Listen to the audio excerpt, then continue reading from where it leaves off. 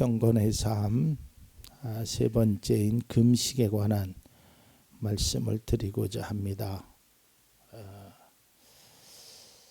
여러분 그리스도인이라면 금식이라는 이야기를 들어봤을 거고요. 또 아마 여기 계신 분들 중에서 금식을 다 경험해 보셨을 겁니다. 뭐 신앙생활하면서 우리가 다 금식을 해봤잖아요. 저는 개인적으로 가장 길게 금식한 게 3일 해봤습니다. 3일. 뭐 어떤 분은 일주일, 뭐 열흘, 20일, 뭐 심지어는 40일씩 금식 기도하는 분도 계시죠. 근데 이게 금식에 대해서 우리가 좀 잘 생각해야 합니다. 일단 금식에 대한 말씀을 조금 드리고요. 제가 그동안 느꼈던 것을 좀 말씀드리고자 합니다. 원래 이 구약 성경에는 공식적으로 1년에 한 번 속죄일 때 금식을 합니다. 이건 유대인들이 보통 그 관례대로 지켜온 그런 금식의 기회고요. 그 다음에 뭐 국가의 위기나 개인적으로 문제나 뭐 이런 일이 있을 때 금식을 하죠. 이제 그랬는데 예수님 시대에서는요, 이 바리새인들 유대인들이 일주일에 2번을 금식을 합니다. 성경을 좀 볼까요? 누가복음 18장 11절에서 12절입니다. 바리새파 사람은 서서 혼잣말로 이렇게 기도하였다. 하나님 감사합니다. 나는 남의 것을 빼앗는 자나 불의한 자나 간음하는 자와 같은 다른 사람들과 같이 않으며 더구나 이 세리와는 같지 않습니다. 나는 일해에 2번씩 금식하고. 그러니까 하나님 앞에 기도할 때 자기는 일해에 일주일에 2번씩 금식했다라고 이야기를 합니다. 또 예수님께서도 여러분 공생애를 하기 전에 먼저 금식을 하시지요. 40일 동안. 근데 이제 여기서 우리가 금식에서 꼭 좀 주의해야 될 것이 있습니다. 여러분 이 진리라는 것은요 굉장히 단순한 것입니다. 그런데 우리 이제 신앙인들이 믿음의 사람들이 간혹 착각하는 것 중에 하나가 뭐냐면 어떤 특별한 비법을 자꾸 알고 싶어 해요. 저도 개인적으로 이건 신앙의 비법이 아니라 알고 싶은 비법이 있어요. 그게 뭐겠어요? 살 빼는 비법이에요. 어떻게 하면 살을 뺄 것인가? 물어보면 아주 당연해요. 어떻게 해야 살 빼요? 조금 먹고요. 운동하면 돼요. 그리고 밥을 먹을 때는요. 꼭 30번씩 씹어서 먹어요. 근데 참 이상하죠? 그 말을 그렇게 많이 들었는데 왜 밥을 먹을 때는 생각이 안 나다가 밥 마지막 숟갈 먹을 때 30번이 기억이 나. 그래서 그때만 30번을 씹어요. 여러분 비결은 간단해요. 공부 잘하는 비결이 뭐예요? 물으면 선생님 말씀 잘 듣고 열심히 공부해라. 이게 비결이에요. 다른 비결이 별로 없어요. 공부에는 왕도가 없다 그러잖아요. 그러니까 우리는 자꾸 어떤 특별한 것에 어떤 이벤트적인 성격을 굉장히 좋아한단 말이에요. 제가 과거에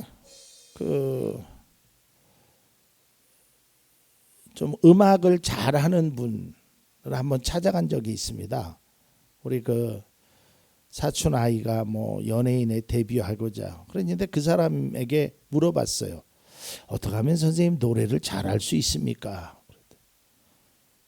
간단해요. 열심히 하세요. 노래를 열심히 하라. 아니 그거 말고요. 없습니다. 그래요. 여러분 우리 신앙생활에서 가장 중요한 것이 있다면 뭘까요? 저는 기도라고 생각해요. 기도. 예수님도 무수히 많이 기도하시잖아요. 마지막 십자가를 짓기 직전까지도 기도하시고 십자가 위에서도 기도하시잖아요. 그리고 성경은 많은 곳에서 기도해라, 기도해라, 기도해라. 그거 말고 뭐 특별한 것이 없을까? 사람들은 그렇게 생각했던 것 같아. 그래서 야, 기도를 조금 더 세게 하는 게 뭘까? 아, 금식하자. 이렇게 생각했던 것 같아요. 그러니까 기도해서 응답 못 받으면 뭐 하라 그래요? 금식하라 그래. 그건 잘못된 거예요.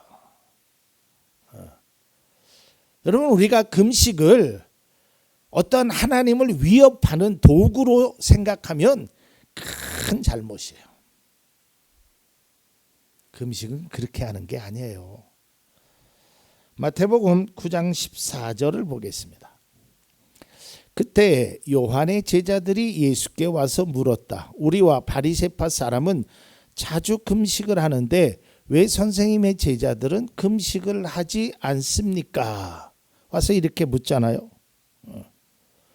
예수님은 금식할 필요가 없다라고 얘기하셔요.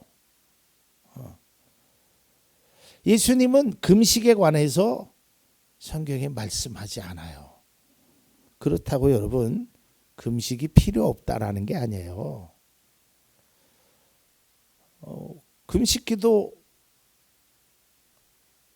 할 수 있다면 하십시오.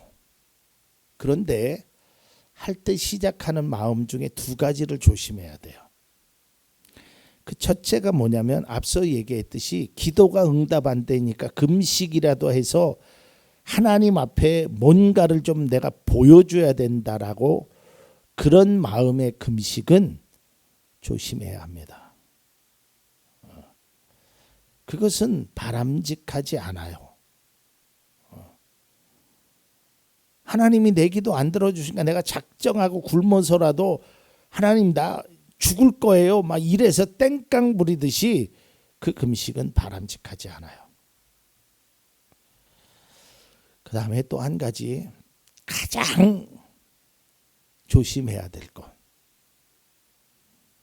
여러분 어디 가서 누가 여러분에게 5일 금식하라 3일 금식하라 그런 거 하면 안 돼요.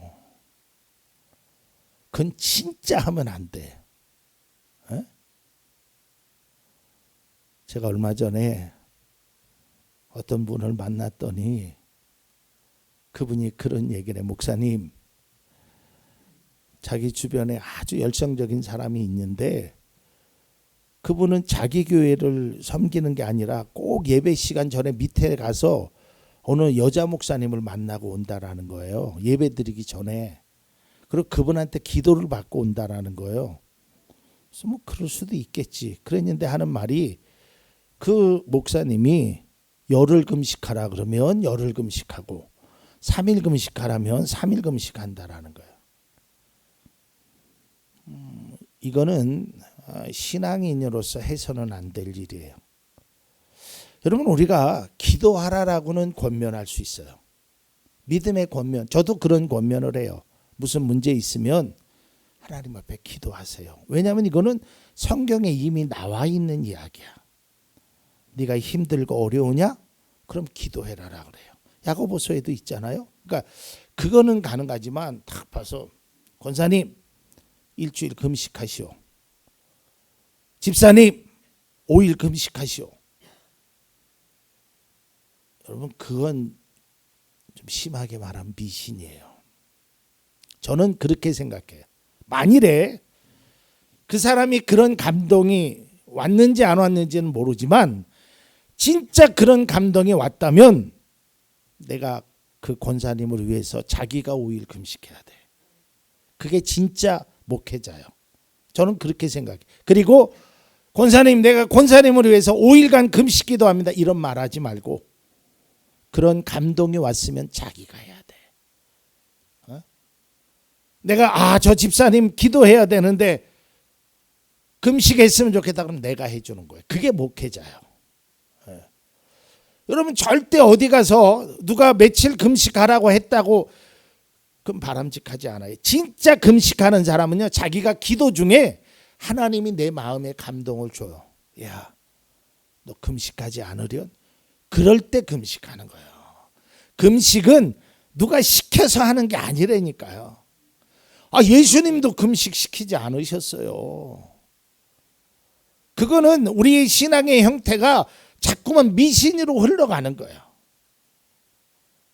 그리고 금식은 오늘 성경에 뭐라 그랬어요? 아무도 모르게 하는 거예요. 아무도 모르게. 금식은 자랑하는 게 아니에요.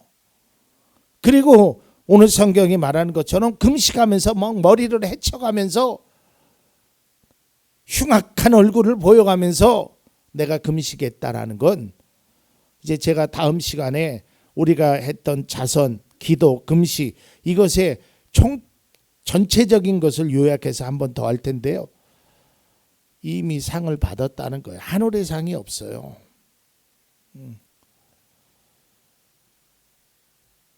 여러분, 금식은 외식적인, 다시 말해서 형식적인, 외적인 경건의 모습이 아니란 말이에요. 그리고 특별히 예수님 시대에는요, 이 금식이 별로 주목받지 못. 예수님도, 사도 바울도 이야기하지 않았어요. 여러분 성경 보세요. 사도 바울이 금식했다는 이야기가 있나요? 굶었다는 이야기는 있어도 금식했다라는 건 없어요.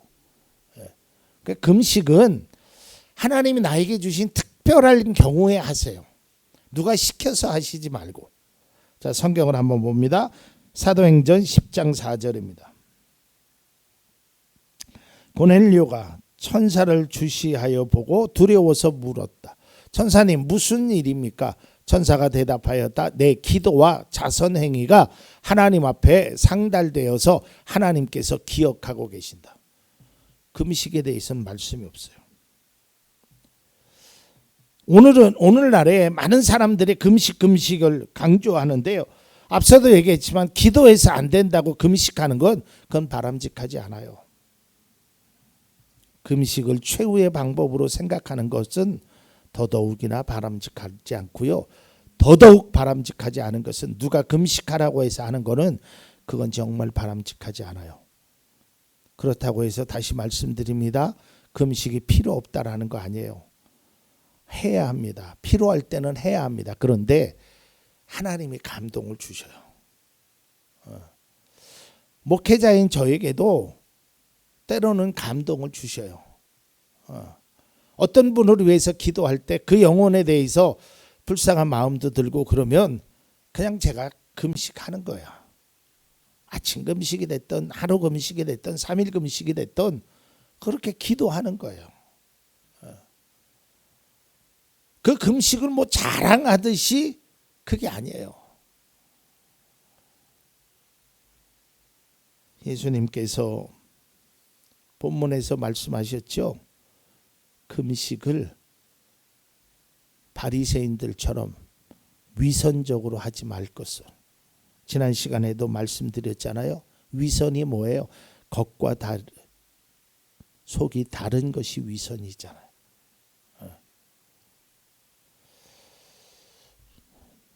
제가 이 말씀을 준비하다가 이런 생각이 탁 드네요.